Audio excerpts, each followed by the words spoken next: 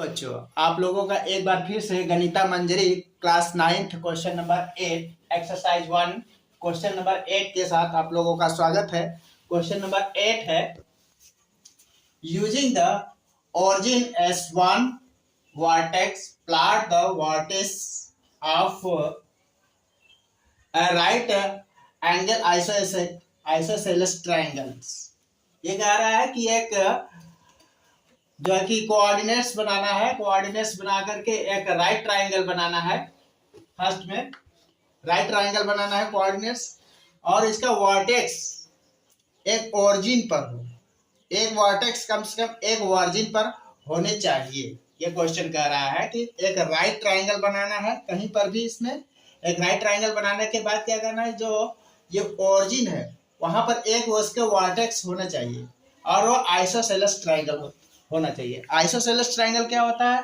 ऐसा ट्रायंगल जो right angle का हो, राइट एंगल का रहा है और कम से कम उसका टू साइड इक्वल होने चाहिए। आइसोसेलेस ट्रायंगल की ये प्रॉपर्टीज है कि एक 90 डिग्री होनी चाहिए राइट एंगल की, और ये सपोज ये 3 है तो ये भी 3 होनी चाहिए। कम से कम 2 एंगल्स इक्वल रहेगा तो उसे हम बोलेंगे आइसोसेलेस ट्रायंगल्स। आगे क्या कह रहा है? An isosceles triangle with one vertex in quadrants third and the other in the quadrants fourth।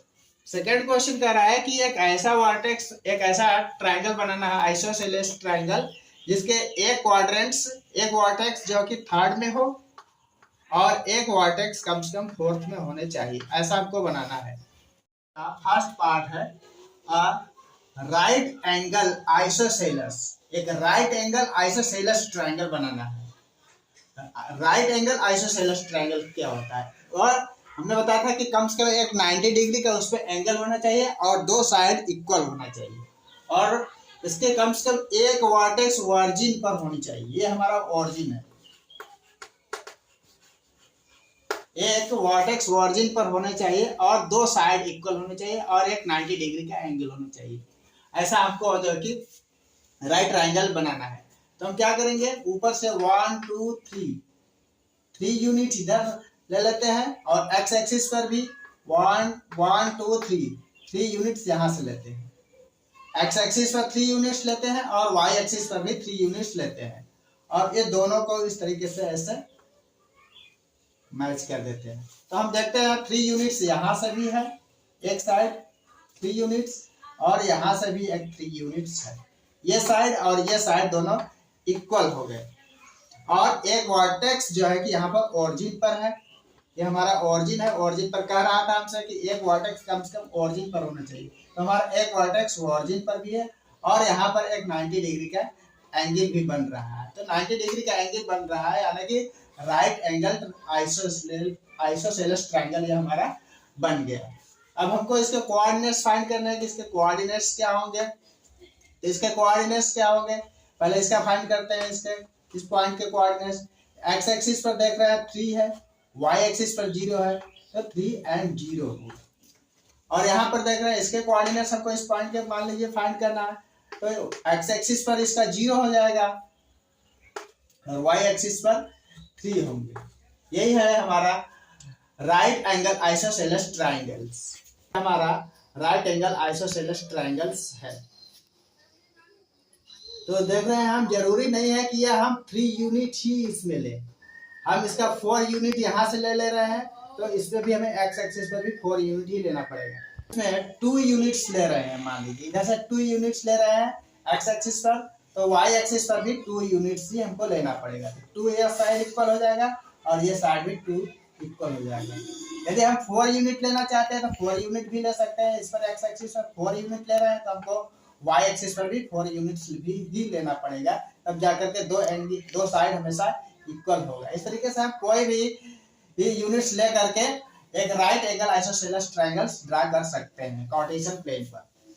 Second part है इसका, N isosceles triangles with one vertex in quadrant third and the other in the quadrant fourth। Same उसी तरीके से बनाना है हमको isosceles triangle जिसके 2 side equal हो। कम से कम आइसोसेलेस ट्रायंगल में 2 साइड इक्वल होते हैं। ऐसा हमको बनाना है कि एक एक जो कि थर्ड क्वाड्रेंट में हो, एक वर्टेक्स जो उसके है वर्टेक्स, एक वर्टेक्स थर्ड क्वाड्रेंट्स में हो और एक वर्टेक्स फोर्थ क्वाड्रेंट्स में है होना चाहिए। ये हमारा फर्स्ट क्वाड्रेंट्स है और ये हमारा सेकेंड क्वाड्रेंट्स है, ये हमारा थर्ड क्वाड्रेंट्स है और ये हमारा फोर्थ क्वाड्रेंट्स है। तो हमें एक ऐसा आइसोसेलेस ट्रायंगल बनाना है जिसके एक क्वाड्रेंट्स जो है थर्ड में होना चाहिए और एक क्वाड्रेंट्स फोर्थ में होना जरूरी है।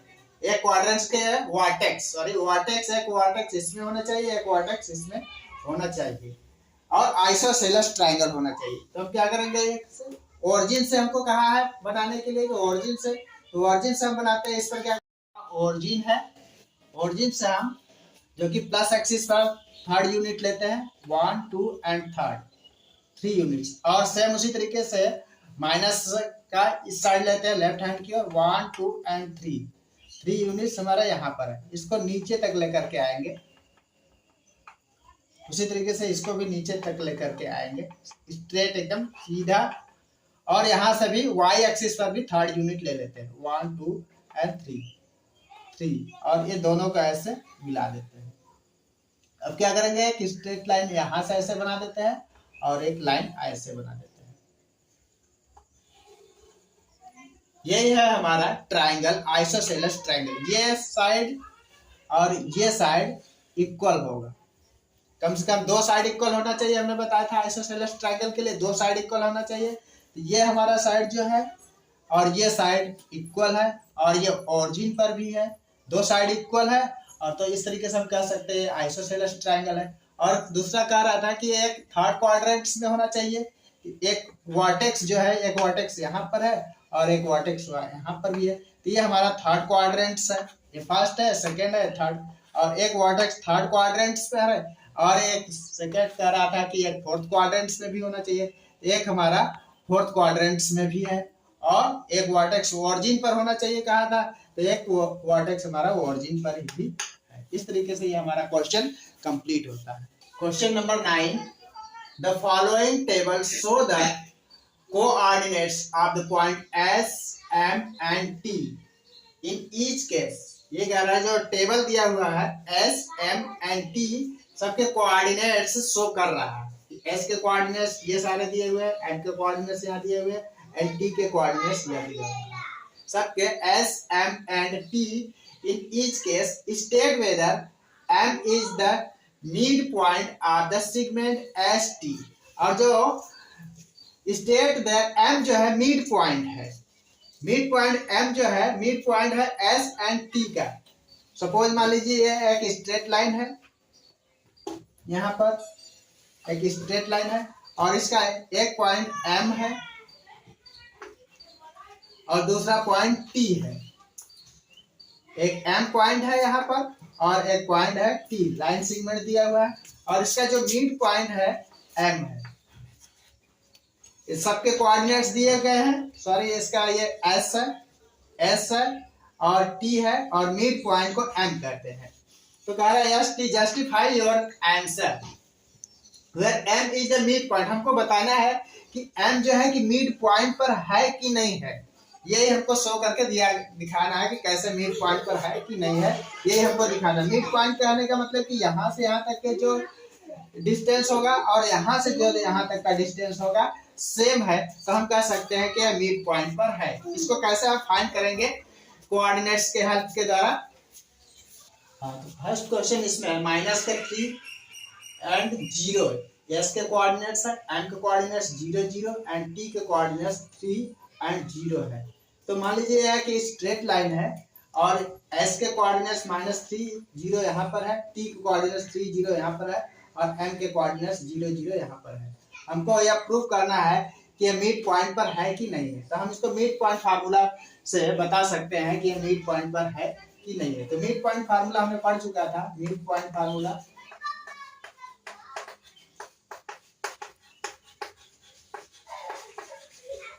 ये मान लीजिए x1 है और ये y1 है और ये x2 है और ये y2 है और ये हमारा x है और ये y है। तो मिड पॉइंट फार्मूला हमने पढ़ा था कि x equal to x1 plus x2 upon 2। Check करते हैं इसके इक्वल आ रहा है कि नहीं x इक्वल टू हो जाएगा, x इक्वल टू यहाँ पर माइनस का 3 दिया हुआ है तो माइनस का 3 लिखेंगे, plus x2 equal two plus का 3 दिया हुआ है प्लस का 3 अपन 2। अब 3 में से 3 माइनस करेंगे तो हो जाएगा 0 0 और ये नीचे 2, 0 को 2 से डिवाइड करेंगे तो आंसर आ जाएगा 0। तो हम देख रहे हैं कि यहाँ पर ये सेटिस्फाई कर रहा है, m का ये कोऑर्डिनेट्स यहाँ पर आ रहा है 0। अब इसको हम फाइंड करते हैं y को, y इक्वल टू क्या होगा, y इक्वल टू हमने पढ़ा था y1 plus y2 upon 2। y1 दिया हुआ है 0, यहाँ पर 0 लिख देते हैं, y2 दिया हुआ है यहाँ पर भी 0 दिया है बाय 2। 0 में 0 प्लस करेंगे तो हो जाएगा 0 0 बाय 2, इसको डिवाइड करेंगे तो 0। हम देख रहे हैं कि सेटिस्फाई कर रहा है, यानी कि m x की वैल्यू भी 0 आ रही है, यहाँ पर x की वैल्यू 0 और यहाँ पर y की वैल्यू 0, दोनों की वैल्यू 0 आ रही है। इसका मतलब यह है कि जो कोऑर्डिनेट्स दिया गया 3 0 माइनस 3 0 और 3 0, यहाँ का t का पॉइंट ये मिड पॉइंट पर है, तो हम लिख सकते हैं yes it is the mid point. अब कह रहा है रीजन दीजिए अपना, reason for your answer. Reason क्या देंगे, रीजन ये देंगे कि जो SM है, SM जितना डिस्टेंस है SM इक्वल टू MT, ये रीजन है SM इक्वल टू MT। कैसे, जब इसके इक्वल यदि आ रहा है तो हम कह सकते हैं कि SM इक्वल टू MT। यदि ये कोऑर्डिनेट्स हमारा मैच कर रहा है आंसर से तो हम कह सकते हैं कि SM इक्वल टू ST है। सेकेंड में भी हम मिड पॉइंट फार्मूला से फाइंड करेंगे कि SM इक्वल टू ST है कि नहीं। यदि इसके इक्वल आ जा रहा है तो हम कहेंगे कि हाँ SM equal to MT, yes लिखेंगे।